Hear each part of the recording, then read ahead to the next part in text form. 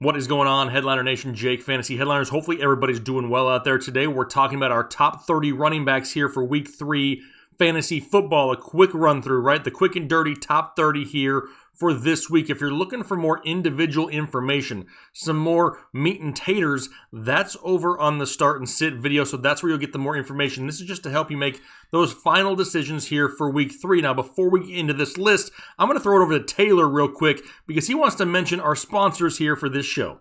What is going on, Headliner Nation? Listen, I just wanted to take a second and thank our sponsors for today's video, Edjsports. Edjsports is an incredible tool for detailed analytics, matchup data, predictions. Now, this matchup data is based on 400,000 simulations that Edjsports runs for each matchup to determine who the winner will be, what the percentages will be, what is the game-winning margin, the total points. They even have these spreads for you for your over-under. They also give detailed post-game reports, power rankings, and multiple weekly articles about some of the key matchups from that past week.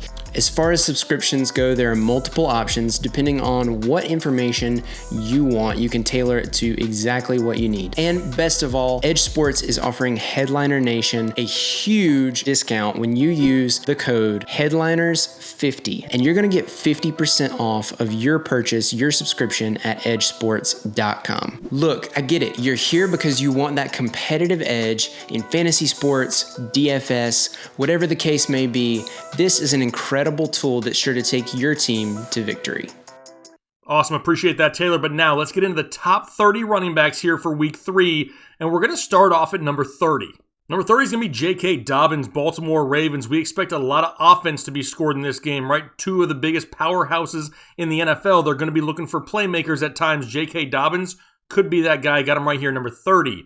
Number 29, Darrell Henderson, Los Angeles Rams. What is the split like in this backfield between Henderson and Brown? Brown is dealing with a broken finger, got a splint on it. I expect Darrell Henderson to have slightly more of the volume. Got him at 29.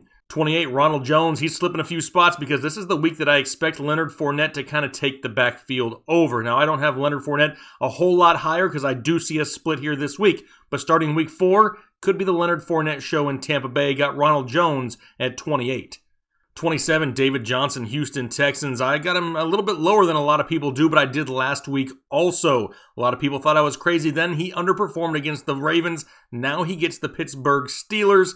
Just limiting expectations. Got David Johnson down here at 27.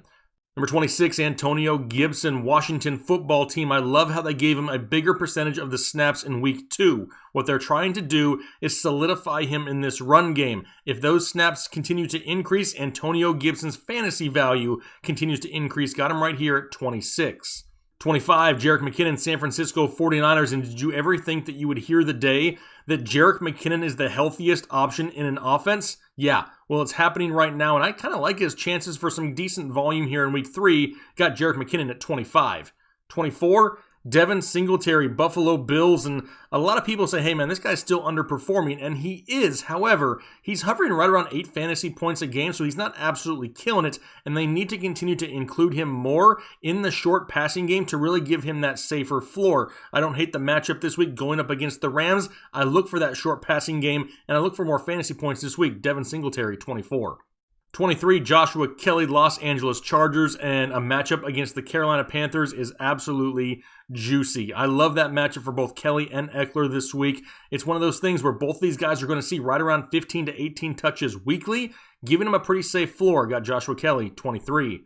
22, Leonard Fournette. Mentioned him a little bit earlier, right? This is the week that I expect Leonard Fournette to kind of still split with Ronald Jones, and then Week 4, the training wheels come off, and we see a whole lot of Leonard Fournette. That's going to limit maybe a little bit of the weekly upside here this week, but moving forward, he should continue to climb in these rankings. Got him at 22.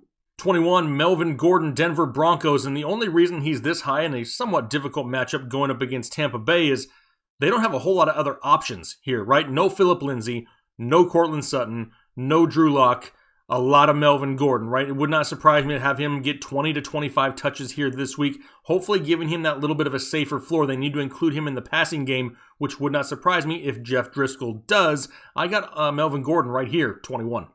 20 is Mark Ingram, Baltimore Ravens, going up against those Kansas City Chiefs we talked about a little bit earlier. The last time these guys faced off, Ingram had over 100 yards and 3 touchdowns. They're going to rely on the vets in this game because this is an important game for both teams to try to come out on top. Got Mark Ingram, number 20. Number 19, Todd Gurley, Atlanta Falcons, going up against the Chicago Bears, which is no easy task, but they need to continue to get Todd Gurley involved in the passing game more. He's getting the touches on the ground. They're not efficient touches, though. We need that pass-catching work to move him higher in the rankings, so I got him right here at 19. Number 18, Kareem Hunt, and same as last week, right? We're going to see a lot of Chubb, a lot of Hunt, every single week that this team is not trailing by double digits. I don't expect them to be trailing by double digits to the Washington football team. Love the upside once again. Got Kareem Hunt, 18. 17, James Robinson, Jacksonville Jaguars, playing Thursday night against the Miami Dolphins. The volume is there, right? The guy's touching the ball right around 18 times a week, and if he can break off another big run, find the end zone a time or two, James Robinson will help a lot of people who lost some running backs to injuries here this week. Got James Robinson at 17. Number 16, going back-to-back James here with James Conner, Pittsburgh Steelers, a matchup going up against the Houston Texans, which is a great matchup. Plus, we really don't have to worry about Benny Snell, right? We thought we did there in week 2, and then Benny Snell was non-existent. I guess as long as James Conner is healthy, this is his backfield and his alone. Got him at 16. 15, Joe Mixon, the underperforming Joe Mixon. Got him here at 15, and really, he has the potential to finish higher. I said earlier in a start-sit video for the quarterback position that I really think that Cincinnati starts to lean on the run a little bit more to take some of that pressure off of rookie quarterback Joe Burrow. They don't want him to go out there and throw the ball 50 times a game. If they do, they're not going to have very many wins at the end of the season. Joe Mixon needs to be the focal point of that offense here in this week. Got him dropped down a few spots, but I expect a little bit of a bounce back. Got Joe Mixon, 15. 14, David Montgomery, a matchup going up against the Atlanta Falcons, which I absolutely love. David Montgomery looks great on tape. Somebody who suffered a preseason injury doesn't look like he did at all. He looks very elusive, very explosive, making big plays happen. I love the matchup this week. Got David Montgomery at 14. 13, Chris Carson, Seattle Seahawks, in a matchup against the Dallas Cowboys, which would not surprise me if this was the highest scoring game of the year. What I really love about Chris Carson is his involvement in the passing game, his continued involvement in the passing game. They're not running him into the ground every week. They're giving him an opportunity to get the ball in space, and he's making big plays happen. Right now, Chris Carson is number 13. Number 12, Clyde Edwards-Helaire, Kansas City Chiefs. Very, very difficult matchup going up against the Baltimore Ravens. Not an ideal matchup for an opposing running back by any means, no matter who you are. A lot of people made a lot of noise week 1 with Clyde Edwards-Helaire. I didn't hear anything from those people in week 2. He's still a rookie. He's going to struggle at times. I don't hate him. I think he's still an RB1, but this week, the back half of the RB1s got him right here, number 12. Number 11, Austin Eckler, Los Angeles Chargers, with a matchup going up against those Carolina Panthers. It's a great matchup. A lot of people who were worried about Eckler in week 1 were no longer worried in week 2. It's a great matchup, and he's so much better with Justin Herbert under center. Got Austin Eckler, number 11.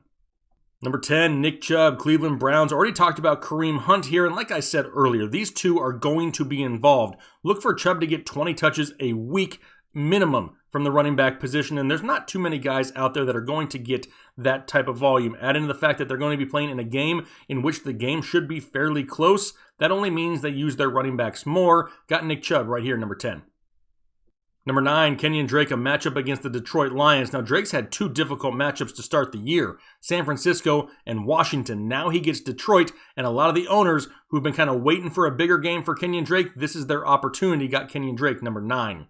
Number 8, Josh Jacobs, Las Vegas Raiders, a matchup going up against the New England Patriots, and they're going to have to continue to utilize Josh Jacobs in the passing game. Now, arguably, on tape, he looks like the best running back in football through 2 weeks. The guy looks great on tape. He can run between the tackles. He can beat you to the corner. He can catch balls out of the backfield. He's going to have to this week in a difficult matchup. Got Josh Jacobs, number 8. Number 7, Jonathan Taylor, Indianapolis Colts, going up against the New York Jets. And if you weren't convinced that Jonathan Taylor was going to take over this backfield, you're convinced after week 2 where the guy dominated the touches and we didn't even see Nyheim Hines. This is his backfield going forward in a great matchup behind a great offensive line. I got Jonathan Taylor, number 7.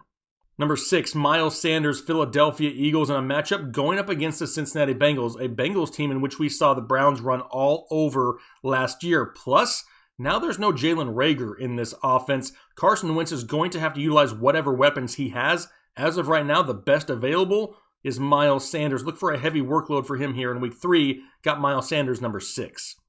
Number 5, Dalvin Cook, Minnesota Vikings, going up against the Tennessee Titans, and Dalvin Cook continues to produce fantasy points without going out there and having to get huge volume. They're doing that on purpose to keep him healthy. The matchup a little bit more difficult, however, they're going to continue to include Dalvin Cook because as of right now, the passing game in Minnesota just looks inconsistent. The best weapon, the most consistent weapon they have is Dalvin Cook. Got him at number 5.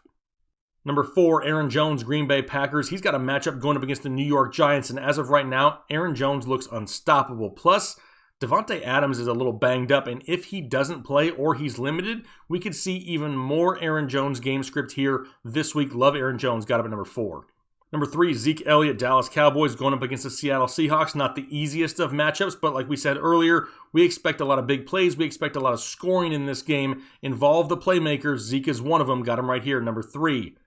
Number 2, Derrick Henry, Tennessee Titans, a matchup against the Minnesota Vikings, so a great matchup. Plus, volume. Derrick Henry is going to touch the ball weekly about 30 times. And he's maybe one of the only, or at least one of the few running backs you can say that about in a matchup that's as good as this one. With that type of volume, I got Derrick Henry, number 2. Number 1, now it's going to be Alvin Kamara here this week. No Michael Thomas. We don't have to worry about ranking CMC or Barkley ahead of him. This is Kamara's time to carry a lot of fantasy teams, right? He's Drew Brees' number 1 target. He's going to be the safety blanket for Drew Brees because he's just different without Michael Thomas, right? Drew Brees doesn't really know where else to go. I don't know if he can't go deeper down the field. He doesn't trust his receivers. Whatever it is, Alvin Kamara is the one mainstay in this offense, and we saw it in week 2. He can put up points in bunches. Got Alvin Kamara, number 1 here in week 3.